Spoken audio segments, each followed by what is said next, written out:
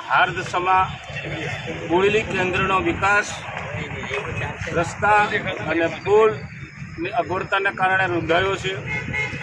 આમ જનતા પરેશાન છે।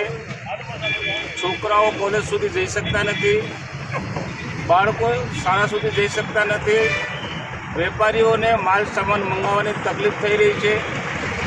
સરકાર પોતે પુલનું ટેસ્ટિંગ કરાવ્યા પછી એનો રિપોર્ટ આવી ગયો છે ત્યારે હલકા વાહનોને અંદર જવા દેવા માટેની છૂટછાટ આપવી જોઈએ, તે આપતા નથી। મેરિયાનો પુલ અને મેરિયા પુલમાં પણ ખેડૂતો પોતાનો કાચો માલ, કેળા અને વગેરે અલગ અલગ જાત શાકભાજી બોડેલી સુધી લાવવા માટે તકલીફ થઈ રહી છે।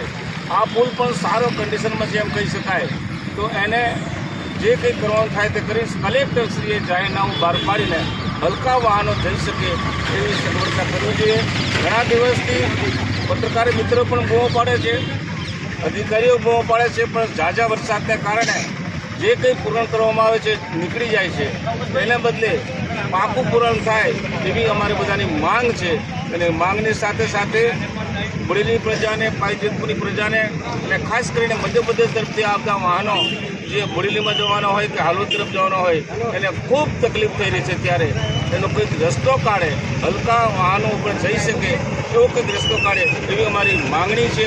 અને આ ખાડા જે પડેલા છે એ ખાડા પડેલા ભરવા માટે સ્ટેટ PW હોય કે નેશનલ હાઈવેવાળા હોય એ જલ્દી પૂરા કરે।